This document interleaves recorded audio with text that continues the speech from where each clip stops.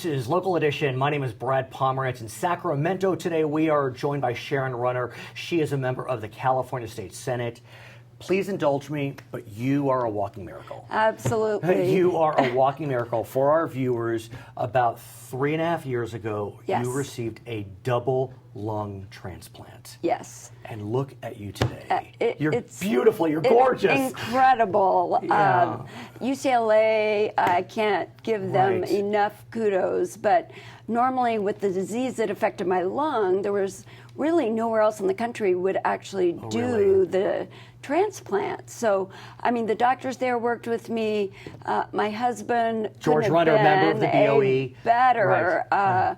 advocate for me to get the lungs. I had some issues. Spent about 3 months in ICU before I actually there was a donor And what's that so passed scary away. for those that need donation is so often you are so sick that you're not a Yes. candidate. Right. And you had happened fallen to me in. several times during that time. I fell off the list, then I'm Right. number one on the list, Right. fell off the list. We were talking about blood type Right. earlier. I was O negative, had to be somebody my size. Did your and donor apparently, have to be O negative? Yes. And apparently, when your lungs start shrinking, Right. when they don't work, and I had lost 70% lung capacity, and so even the place they're putting the lungs have to be smaller lungs. Wow.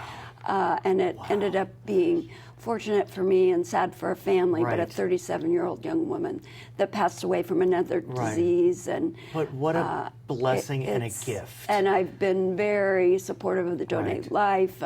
Anybody who's out there and not a registered donor just needs to go to Donate Life on the website and click so you get that little pink dot on your driver's license. Recently, a family member of mine received a kidney from his son. Yes.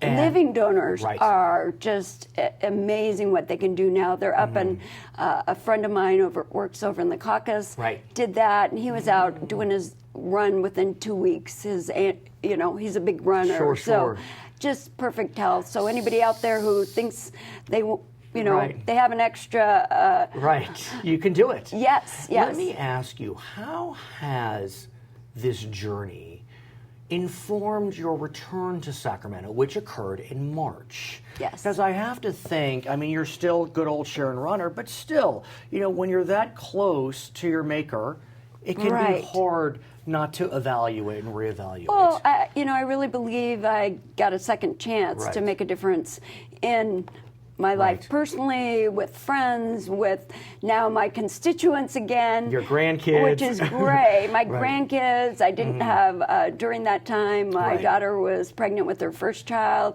And, I would never have met him. And he is just a doll, just adorable. I'm surprised I don't have a picture up I was can show gonna you say. right now. But that being said, you got this second chance. Yes. Well-deserved well, indeed. and even after I got another chance to serve in the legislature, because after my surgery, I went home after 10 days, Right. and that was in end of February. I went back to work in June Right. for the rest of my year in the state Senate. But did not run for re-election. Didn't run for re-election. And so I presume that you you had a great run in Sacramento. And I'm never going to done. come back and What do my own happened? thing. I don't know what happened. Our Congressman Right. Steve Knight was the senator at the Right. time. He ran for an opening. It was very rare that Right. congressional openings Right. are congressional Right, available. representative retired. Right. And so he won the election in November, and I had people calling me the day after and saying, "Do you want to run to replace him for the rest of his term?" And I'm like, No. not even thinking about that. I have 4 grandchildren I love to hang out with, so I wasn't even thinking about the possibility. And then by the time I made a decision in January, the election was March 17th. I had 8 other gentlemen that were going to run in the district, vice mayors, council members.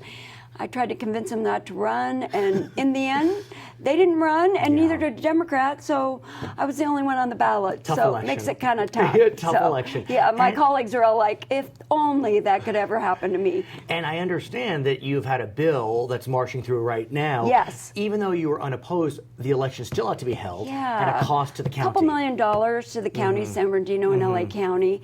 So the bill actually allows for the Secretary of State Right. And then the governor to decide for sure. We don't need to have an election if we have somebody there. Sure. But if there's an incident, that person's really goes to jail for something, then they can still call another special election. At the same time, it's only happened 3 times in 50 years. True? Well, yes. That must make you feel special. So, yes. Let me ask you about one issue that is very important to your constituents, and that deals with high-speed rail. Yes. As you know, the Palmdale-Burbank stretch of high-speed rail has been thrust into the news in the most significant way. Yes. The High-Speed Rail Authority is looking at potentially going down the 14. That's of concern. Yes. Others have talked about channeling through the tunnel. Angeles National Forest. That's I don't know a concern. that's a concern. Right. I mean, so tell us about what you're hearing on the ground, because you represent the Antelope Valley. Right. Well, I'd say probably 98% of the Antelope Valley and Santa Clarita Valley are opposed to high-speed rail, as am I. I don't think they were honest when they put it on the ballot. Right. There's several opportunities right now that we're looking at to put it back on the ballot for the voters to decide. It's overspent by $100 billion already, and I don't even think we have any tracks. I guess what I'm wondering is it needs to go to roads instead. And that's part of the conversation, because right now, as we speak, we're in a special session. Yes. 2 issues, but one deals with road repairs. Yes. And so talk to me about how the interplay is being created between high-speed rail funding, which includes cap and trade funds, and road repairs, which could include cap and trade funds. Yes. I had a bill actually that is going to help the California Transportation Commission by taking them out from under Caltrans so they can make decisions on local priorities, where before Caltrans had to do that. And so far it's sailed through the legislation.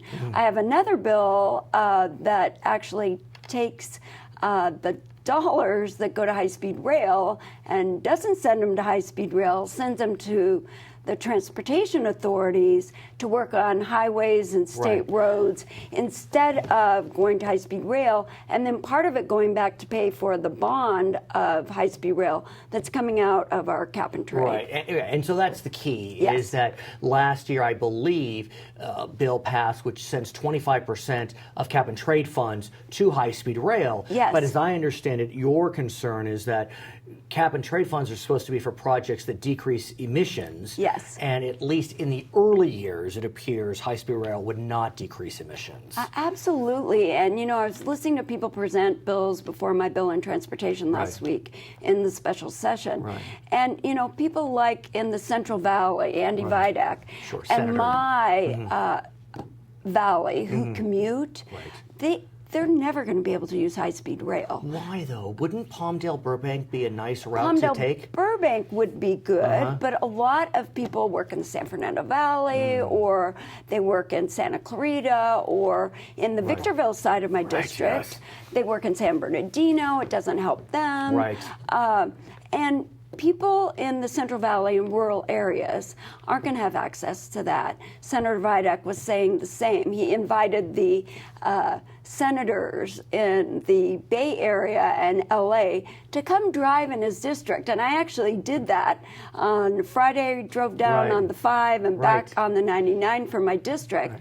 And the roads are horrible. I mean, it's just incredible. We have done nothing to maintain our roads and our state highways that makes more emissions. Do you feel as if the parties will come together on a solution for road repairs in our great during state? this session? Yes. Probably not. Yeah, but it could be extended. But they want to have the other side, who has the majority, wants to increase taxes to spend on it. And you'll come back and talk about that. We have enough. Okay. You'll come back and talk about it. All right. Her name is Sharon Runner. I'm so glad she is here. She is a member of the California State Senate. Thanks so much. I'm Brad Pomerance, and this is Local Edition.